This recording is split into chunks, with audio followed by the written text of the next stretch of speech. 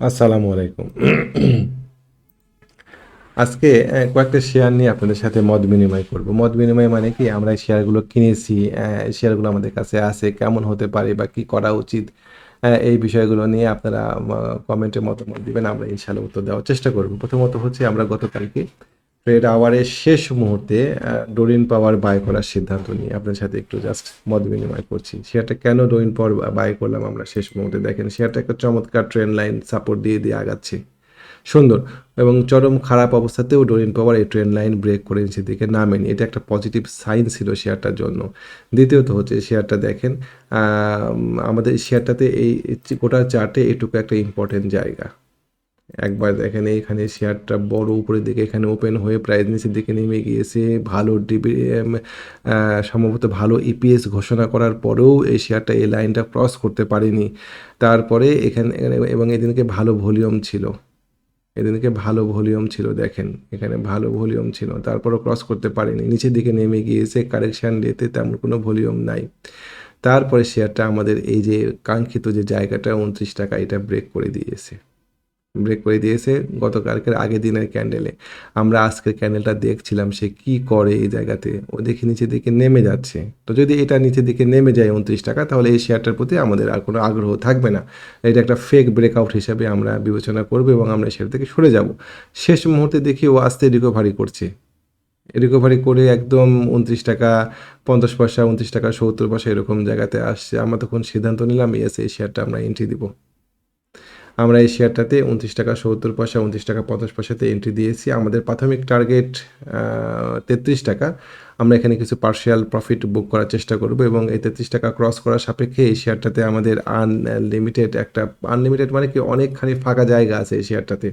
আমাদের এইখানে টোটাল জায়গাটাতে কোনো ভলিউম নাই এখানে। তার মানে ও যদি এটা ব্রেক করতে পারে তাহলে আমাদের এখানে একটা বিশাল বড় একটা স্পেস তৈরি হয়ে যায় এই শেয়ারটার মুভমেন্ট দেওয়ার। সেক্ষেত্রে টার্গেট অনেক উপরে দেওয়া যায়, ওইটা এখন আপাতত না দিই। ইন দ্য মিন টাইম আমরা দেখতে পাচ্ছিলাম যে এসপিসিএল শেয়ারটা মুভমেন্ট দিচ্ছে। শেয়ারটা ভালো একটা মুভমেন্ট চলে আসার চেষ্টা করছে, ও এই জায়গায় ব্রেক করে গিয়েছে। এটা একটা ইম্পর্টেন্ট জায়গা ছিল শেয়ারটাতে। এই শেয়ারটা যদি কারেকশানে আসে আজকে আপনারা এন্ট্রি দিবেন কিনা চিন্তা করে দেখতে পারবেন এই শেয়ারটাতে। এখানে ব্রেকআউটের 4টা কৌশল আমরা প্রয়োগ করি। আমাদের যারা ট্রেনিং পার্টিসিপেন্ট আছেন তারা জানেন যে আমরা লাস্ট কিস, তারপরে ডবল ব্রেকআউট, তারপরে একটা পজিটিভ ক্যান্ডেল, যে কোনো একটা দিয়ে আমরা আরও কিছু কৌশল আছে আমরা ব্রেকআউটের ক্ষেত্রে এন্ট্রি দেওয়ার চেষ্টা করি। তো এই কৌশলগুলো আপনারা প্রয়োগ করে দেখতে পারেন। এই শেয়ারটাতে ভালো ভলিউম হয়েছে এই শেয়ার এসপিসিএলে এবং এই ভলিউম এত সহসা ছেড়ে দিবে না। আলহাজ টেক্সটাইল, এই শেয়ারটা সুন্দর ব্রেকআউট। আমি প্রত্যেকটা শেয়ারে ব্রেকআউট নিয়ে আলোচনা করছি। শেয়ারটা সুন্দর ব্রেকআউট হয়েছে, ব্রেকআউট হয়ে এই ক্যান্ডেল ব্রেকআউট রিটেস্ট করেছে। রিটেস্ট করার পরে সে ডবল ব্রেকআউট করেছে এবং মজার ব্যাপার হচ্ছে যে আমাদের মূল যে মানে নজর রাখার জন্য দুইটা ক্যান্ডেলকে খেয়াল রাখতে হবে, এই ক্যান্ডেল এবং এই দুইটা ক্যান্ডেলে যে ভলিউম যোগ করলে পারে এই যেটা হয় সেটা এই ক্যান্ডেলের থেকে বেশি ভলিউম। তাহলে পারে এই দুইটা ক্যান্ডেলের যোগফল করলে পারে এই ক্যান্ডেলের গোড়া দাঁড়ায় হচ্ছে 133 টাকা। ওই 133 টাকায় আমাদের স্টপ লস ধরে সেটাতে এন্ট্রি দিতে পারবেন। যারা খুবই অ্যাগ্রেসিভ যে না এত স্টপ লস নেব না, তারা অন্তত পক্ষে এই যে শেষ বিয়ারিশ ক্যান্ডেলটার নিচেও স্টপ লস রাখতে পারেন। সেক্ষেত্রে 36 টাকা, আমি বলবো 33 টাকায় স্টপ লসটাই গ্রহণযোগ্য। এই শেয়ারটা একটা সম্ভাবনাময় শেয়ার। কেন সম্ভাবনাময় শেয়ার? এই শেয়ারটা বেশ একটা শক্ত রেজিস্ট্যান্স পার করে গিয়েছে। আমি আলহাজের কথা বলছি। এটা একটা ভালো জায়গা পার করে গিয়েছে, উপরের দিকে ওঠার জন্য স্পেস আছে অনেকখানি। দেখা যাক, আল্লাহ ভরসা। নাভানা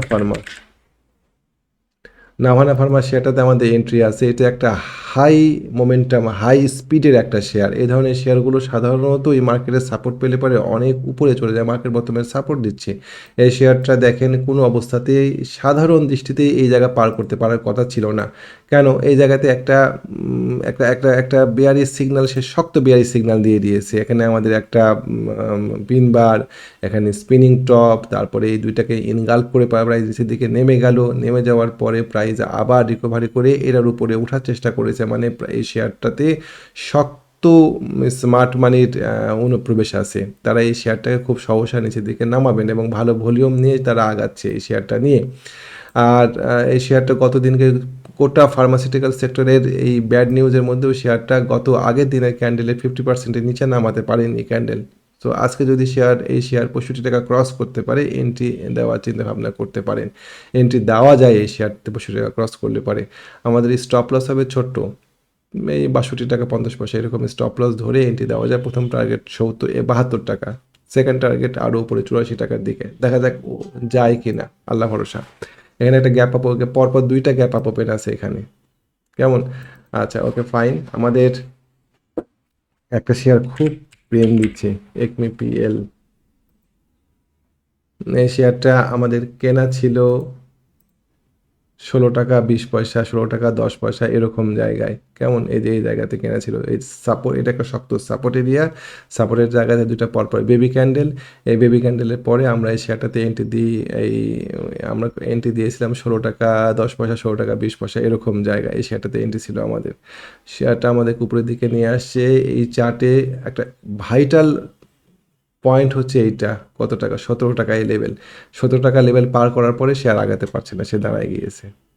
এখন বেশ পেন দিচ্ছে শেয়ারটা আমাদেরকে। যদি এই শেয়ারটা আজকে 18 টাকা ক্রস করতে পারে, তাহলে পরে এই শেয়ারটাতে সুন্দর একটা এন্ট্রি পয়েন্ট আসে। 18 টাকা ক্রস করার সাপেক্ষে আপনারা এই শেয়ারটাতে এন্ট্রি দিতে পারেন আর কি, দিবেন কিনা চিন্তা করে দেখবেন। স্টপ লস হবে 16 টাকা 80 পয়সা। গতকালকের ভিডিওতে যে এমআই হসপিটাল নিয়ে আমার একটা ভিডিও ছিল, আমাকে অনেকে ফোন দিয়ে বলছে যে এই শেয়ারটা ডিভিডেন্ড ডিসবার্স করেনি। এটা একটা আতঙ্কের নাম হয়ে গিয়েছে, ডিভিডেন্ড ডিসবার্স না করা। ডিভিডেন্ড ডিসবার্স না করলে পারে এর টোটাল দায়ভার এসে যেন বিনিয়োগকারীর ঘাড়ের উপরেই পড়ছে, অথচ দায়ভারটা যাওয়া উচিত ছিল কোম্পানির মালিকের কাছে, এবং এটা নিয়ে একটা নোংরা খেলা শুরু হয়েছে।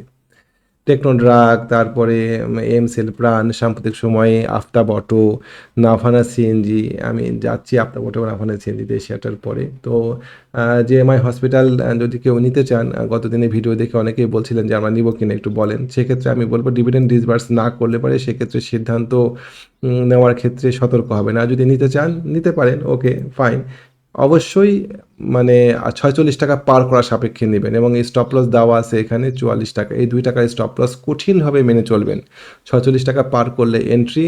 আর আগে একজন বললেন, ট্রেনিং পার্টিসিপেন্টের মধ্যে একজন বললেন যে ভাই, এটা তো ডিভিডেন্ড ডিসবার্সের সময় আছে আরও, এখনও মার্চের ফার্স্ট উইক পর্যন্ত সময় আছে। সো আমরা এই ফাঁকে একটা গেম তো খেলতেই পারি। আমাদের ভাই সেটা খুবই রিস্কি, যদি যায় ভালো। আর যদি কিনতে চান তাহলে 46 টাকা ক্রস করার সাপেক্ষে নিতে হবে। এটার একটা পদ্ধতি আছে এন্ট্রি দেওয়ার, এইরকম সেট আপে, যে 46 টাকা ক্রস করলে এন্ট্রি দিব, না দিলে এন্ট্রি নাই। এবং আমাদের স্টপ লস কঠিনভাবে ফলো করতে হবে। 44 টাকা নামা মাত্র বিনা আবেগে শেয়ার ছেড়ে দিতে হবে। আমরা কতগুলো শেয়ার কিনবো? আমরা অন ক্যাপিটাল 2%-এর বেশি শেয়ার কিনবো না। আমাদের যতগুলো টাকা আছে সেই টাকাতে আমাদের স্টপ লস কত, 2 টাকার স্টপ লস হচ্ছে, 2 টাকার স্টপ লস ধরে আমার কাছে কত টাকা আছে সেইভাবে হিসাব করে আমরা শেয়ার কিনবো। আমরা আমাদের স্লিপিং পয়েন্ট ঠিক রাখবো। আমরা কোথায় শেয়ার কিনবো, কোথায় সেল করব, এই হিসাব করব। কোথায় আমরা লস দেবো সেই হিসাবও করব, এবং সেটা কঠিনভাবে ফলো করব। যদি ফলো করতে না পারি তাহলে পরে এই শেয়ার যদি নিচের দিকে নেমে যায়, এই শেয়ারের গোলাম হয়ে যাব আমরা এক সময়। আমরা এই শেয়ারের মুখের দিকে তাকায় থাকবো, মানুষের কাছে জিজ্ঞাসা করবো, ভাই এই শেয়ারের দাম বাড়ে না কেন, কবে দাম বাড়বে, আর কতদিন অপেক্ষা করব? আমার তো লোন আছে, লোনের পরিমাণ বাড়ছে ধীরে ধীরে, আমাকে তো ট্রিগার সেল করে দিবে, আমাকে তো শর্ট সেল করে দিবে, আমাকে একটু বলেন কবে বাড়বে। মালিকের যত না টেনশন এই কোম্পানি, তার থেকে বেশি টেনশন হবে আপনার। আমরা এই ঝামেলার মধ্যে যাবই না। যদি স্টপ লস হিট করে সঙ্গে সঙ্গে বের হয়ে যাব বিনা আবেগে। আমরা আরেকটা শেয়ার খুঁজে বার করার চেষ্টা করব। কোনো কোম্পানি আমার না এখানকার, মানুষের কোম্পানি নিয়ে আমরা ব্যবসা করছি। তো ওভারঅল এই বিষয়গুলো সবসময় খেয়াল রাখবেন। স্টপ লস ঠিক করা, লট সাইজ ঠিক করা, কোথায় প্রফিট নেবেন, কোথায় স্টপ লস নেবেন, পরিপূর্ণ একটা ছক থাকবে, এবং এই ছক অনুযায়ী আপনি পা দিবেন। এই ছকের বাইরে গেলে পরে এই মার্কেটে আপনি ধরা খেতে বাধ্য। মার্কেট ভালো হলেও ধরা খাবেন, খারাপ হলেও ভালো ধরা খাবেন। তো ঠিক আছে বললাম। আর একটা শেয়ার নিয়ে আলোচনা করবো, লোপেড আপের, হাক্কানি পাল। হাক্কানি পাল্প, এটা লো পেডাপের একটা শেয়ারটা সুন্দর একটা মুভমেন্ট দিয়ে আছে, এবং কিছুতে 74 টাকা পার করতে পারছে না শেয়ারটা। আমরা কতদিনকে ভালো ভলিউম নিয়েও 74 টাকা পার করতে পারিনি। আপনাদের কাছে মতামত চাচ্ছি যে আজকে 74 পার করতে পারবে কিনা। যদি 74 পার করতে পারে শেয়ারটা ভালো হওয়ার সম্ভাবনা আছে। আপাতত টার্গেট 86। আপনার স্টপ লস হবে শেয়ারটাতে খুবই ছোট্ট, এই 70 টাকা স্টপ লস, 74 টাকা ক্রস করলে এন্ট্রি।